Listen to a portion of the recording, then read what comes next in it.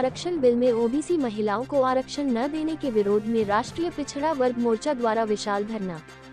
केंद्र सरकार द्वारा महिला आरक्षण बिल में पिछड़े वर्ग की महिलाओं को आरक्षण न दिए जाने का राष्ट्रीय पिछड़ा वर्ग मोर्चा ने विरोध किया है। राष्ट्रीय पिछड़ा वर्ग मोर्चा के जिलाध्यक्ष विक्रम पटेल के नेतृत्व में शास्त्री घाट पर चल रहे पिछड़े वर्ग के धरने में बहुजन समाज के हजारों लोगों ने हिस्सा लिया और केंद्र सरकार से मांग किया कि महिला आरक्षण बिल में ओबीसी SC/ST वर्ग की महिलाओं को भी उनकी संख्या के अनुपात में आरक्षण का प्रावधान किया जाए। यदि ऐसा नहीं किया गया तो देश भर के ओबीसी SC/ST समाज की महिलाएं एकजुट होकर 2024 के लोकसभा चुनाव में मान्यवर चौधरी विकास पटेल के नेतृत्व में भाजपा की सरकार को हराने का काम करेगा। जो भी राजनीतिक दल महिला आरक्षण बिल में ओबीसी SC/ST वर्ग की महिलाओं के आरक्षण के मुद्दे का समर्थन करेगा, हम उनके साथ हैं। बिहार में जाति आधारित जनगणना का आंकड़ा सार्वजनिक किए जाने पर राष्ट्रीय पिछड़ा वर्ग मोर्चा ने खुशी जाहिर किया और कहा, वर्षों से मान्यवर वामन मेश्राम साहब द्वारा चलाए जा रहे ओबीसी की जाति आधारित जनगणना के आंदोलन को राष्ट्रीय स्तर मिल रहे समर्थन के लिए आभार व्यक्त किया। कार्यक्रम में प्रमुख रूप से राजनाथ भारती, एडवोकेट रामराज अशोक, सुनीत मौर्य, उर्मिला गौतम, इंजीनियर विनोद पाल, राजेश कुमार, प्रिया कुमारी, जानकी पटेल, माधुरी वर्मा, प्रमिला यादव, सुरेश कुमार, इंद्रदेव चौधरी, डॉक्टर दिलीप कुमार, रामी गौतम, सुनीत मौर्य, सत्येंद्र मौर्य, सर्वेश कुमार, अखिलेश भारती, राकेश पटेल, कपिल, शैलेंद्र कुमार, धीरज भारती, आकाश, दिलीप राजभर, राजा राम राजभर, रामखिलावन यादव, अभय प्रकाश मौर्य सहित बड़ी संख्या में लोग उपस्थित हुए। मैं इंद्रदेव चौधरी, पूर्णकालिक प्रचारक। किस तरीके का धरना प्रदर्शन किया? आज जो है राष्ट्रीय पिछड़ा वर्ग द्वारा पिछड़ा जाति महिलाओं का जो आरक्षण नहीं दिया गया है, उसके विरोध में ये धरना दिया जा रहा है कि इनकी रिजर्वेशन दिया जाए। सरकार ने 50% आरक्षण महिलाओं को दिया है, इस पर क्या कहना है? साथियों, सबसे पहले आपका धन्यवाद। बहुत अच्छी सवाल आपने किया है। ये जो केंद्र की गवर्नमेंट है, बीजेपी की जो सरकार है, इसकी कथनी और करनी में अंतर है। एक नीयत होती है और एक नीति होती है। कि जिसकी नीति साफ होती है उसकी नीयत भी साफ होती है। तो इनकी नीयत ही नहीं है तो नीति कहाँ से बना पाएंगे? पहली बात। आपका सवाल जहाँ तक है, 50% महिलाओं को आरक्षण दिया है, किन महिलाओं की दिया है? ये भारत में कईक वर्ग में समाज बटा हुआ है। संवैधानिक जो बातें हैं, SC के लोग हैं, ST के लोग हैं, OBC के लोग हैं, माइनॉरिटी के लोग हैं, जनरल लोग हैं। तो ये जो कैटेगरी है संविधान में दिया हुआ, ये भारत सरकार, केंद्र सरकार, मोदी की सरकार, मोदी सरकार, बीजेपी की सरकार किन महिलाओं के SC ST OBC के 50% रिजर्वेशन दिया? मैं पूछना चाहता हूं इनसे, क्या इनकी भलाई हो जाएगी? ये तो जनरल जो महिला हैं उनको फायदा होगा, हमें इससे फायदा होने वाला नहीं है। अच्छा, भारत अब इंडिया की जगह भारत कहा जाएगा, इस पर क्या कहना है आपका? अरे ये तो उलझाने वाली बात है भाई। संविधान में India that is Bharat, Bharat that is India, India ही भारत है, भारत ही इंडिया है। मोदी जी का कहना है कि अब इंडिया नहीं कहा जाएगा, भारत कहा जाएगा। अरे मोदी जी जुमलेबाज हैं और ये जुमलेबाजी में फंसा कर करके लोगों को रखना चाहते हैं।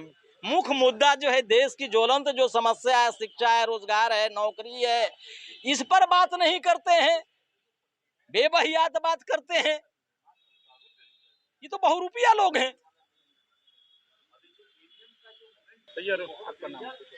विक्रम पटेल, जिलाध्यक्ष, राष्ट्रीय पिछड़ा वर्ग मोर्चा, वाराणसी। आज किस तरह का धरना दे रहे हैं?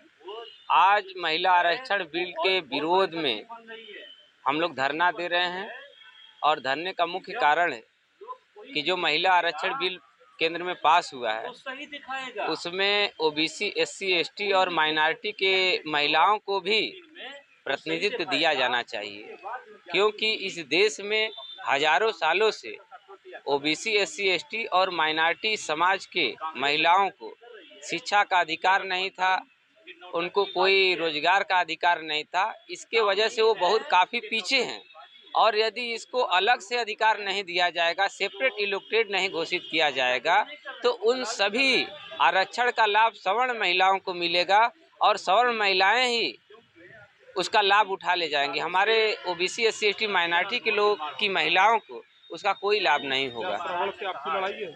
नहीं, सवर्ण की लड़ाई हमारी नहीं है, हमारी लड़ाई है अधिकार की।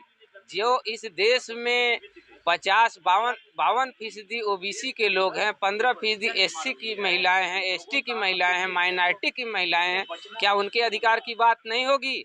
क्या वो इस देश के लोग नहीं हैं? महिलाएं भी इस देश की ओबीसी एससी एसटी की भी महिलाएं हैं और वो आर्थिक रूप से भी बहुत कमजोर हैं। यदि उसमें आरक्षण या प्रतिनिधित्व तो अलग से नहीं होगा तो उनका मुकाबला जब सवर्ण महिलाओं से होगा वो मुकाबला नहीं कर पाएंगी और संसद में चुन करके जो संख्या ओबीसी एससी एसटी माइनॉरिटी की महिलाओं का होना चाहिए वो नहीं होगा। और जब नहीं होगा तो उनके मुद्दे को भी दबाने का काम ये सरकार करेगी।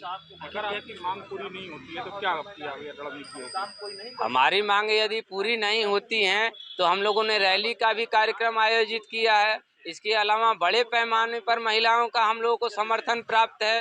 राष्ट्रीय मूल निवासी महिला संघ की महिलाएं कार्यकर्ता जो हैं गांव-गांव में घूम करके महिलाओं को जागृत करने का काम कर रही हैं। जिस तरह से नरेंद्र मोदी ने 2014 के लोकसभा से पहले बहुत सारे वादे किए थे कि हम इस देश में महिलाओं का उत्पीड़न नहीं होने देंगे, हम इस देश में महंगाई पर काबू पाएंगे, हम भ्रष्टाचार को समाप्त करेंगे, हम गुंडागर्दी खत्म करेंगे। उनका एक भी कहना आज आपको सही लगता है? मणिपुर में महिलाओं को नग्न करके घुमाया गया, दिल्ली के में अंतर्राष्ट्रीय महिला खिलाड़ियों को भी जिस तरह से दुर्व्यवहार किया गया, उसे तो लगता है कि इस देश में लोकतंत्र समाप्त होकर के मनुस्मृति का राज चल रहा है। इसलिए हम नरेंद्र मोदी जी के एक भी बात का भरोसा नहीं करते हैं।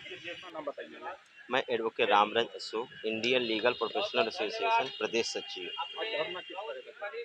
आज धरना राष्ट्रीय पिछड़ा वर्ग मोर्चा द्वारा घोषित 3 चरण का धरना प्रदर्शन है। पहला हमारा धरना प्रदर्शन ज्ञापन देने का कार्यक्रम था, वो 30 तारीख को था। आज हमारा दूसरा चरण का है, यहाँ पे ज्ञापन देना और धरना प्रदर्शन दोनों का कार्यक्रम है। और तीसरा चरण का कार्यक्रम है 17 अक्टूबर को है, जो रैली का कार्यक्रम है। ये कार्यक्रम जो वर्तमान सरकार द्वारा जो आरक्षण का प्रावधान महिलाओं के लिए किया गया 50%, उसमें हमारे जो चूँकि संविधान आप जानते हैं भारत में वर्ण व्यवस्था है, वर्ण व्यवस्था ब्राह्मणी व्यवस्था है। ब्राह्मणी व्यवस्था के तहत कुछ लोगों को अधिकार वंचित किया गया है और अधिकार वंचित जिनको किया गया उनको समानता के लेवल में लाने के लिए संविधान का निर्माण किया गया। और संविधान में भी यह बताया गया कि जो जिनकी स्थिति कमज़ोर है, वीकर है, जिनको समानता के मुख्य धारा में लाया जाए, उनके लिए प्रावधान बनाया गया है और प्रावधान के तहत उनको उस तरह से उनको अधिकार दे करके उनको शामिल किया जाए। जैसा कि अभी वर्तमान में सरकार ने महिलाओं को आरक्षण लागू किया है, उसमें जो हमारे 50% जो महिलाओं को जो आरक्षण दिया गया है, उसमें जो सवर्ण जाति की महिलाएं लोग हैं उनके साथ ओबीसी महिलाओं को भी रख रहे हैं। तो ओबीसी महिलाओं को, एससी महिलाओं को भी अगर रख रहे हैं तो जो प्रतिनिधित्व हमारे वास्तव में जो वंचित समाज के लोग हैं, जो एससी एसटी ओबीसी के लोग हैं, जो मूल निवासी, उनको मिलना चाहिए। उनको न मिल करके जो सवर्ण समाज से लोग हैं, जो अपर कास्ट के लोग हैं, उनको सारा अधिकार मिल जाएगा। वो महिलाएं सारा अपने माध्यम से काम करेंगी। जैसा कि आप देखते पंचायती राज चुनाव 1976 जो संशोधन द्वारा लागू किया गया है, उस पंचायती राज चुनाव में आप देखें महिलाओं को आरक्षण दिया गया है। लेकिन महिलाओं को आरक्षण तो दिया गया है, लेकिन महिलाएं चुन करके वो जाती है, लेकिन वो महिलाएं वास्तव में जो अपना अधिकार है, वास्तव में जो अपनी भूमिका है, वो उसका निर्वाह नहीं कर पाती है। क्योंकि वह पुरुष प्रधान होने के नाते वो पुरुष ही लोग उनके सारा काम को करते हैं वास्तव में। इसी तरह से जो अभी ये जो आरक्षण जो लागू किया जाए ना, वो भी इसी तरह से उसका प्रारूप देखने को मिलेगा। सब देखा है कि एसटी ओबीसी यहाँ के मूल निवासी और धर्म जात वाले कहाँ? देखिए, हम तो जो डीएनए के आधार से जो प्रावधान किया गया है, डीएनए के आधार से जो माइकल बाम साहब तमाम लोगों ने डीएनए के आधार से जो एक रिसर्च निकाला, डीएनए के आधार से उन्होंने कहा कि इनका डीएनए यहाँ के लोगों से नहीं मिलता है। डीएनए जिनका अपर कास्ट के लोग हैं उनका डीएनए यहाँ, डीएनए में एससी एसटी ओबीसी के छोड़ के बकिया जितने भी ऊपर के लोग हैं उनका डीएनए यहाँ के लोगों से नहीं मिला है। उनका उस जो रिसर्च में बताया गया है कि उनका एक यूरेशिया है जो काला सागर पड़ता है, वहाँ के लोगों से उनका मैच खाता है। ये मैं नहीं कह रहा हूँ, वो वैज्ञानिक के द्वारा घोषित किया गया जो DNA रिसर्च, उसी आधार से मैं कह रहा हूँ। सब्सक्राइब कीजिए हमारे चैनल को और बेल आइकॉन को दबाइए हमारी लेटेस्ट वीडियो सबसे पहले देखने के लिए।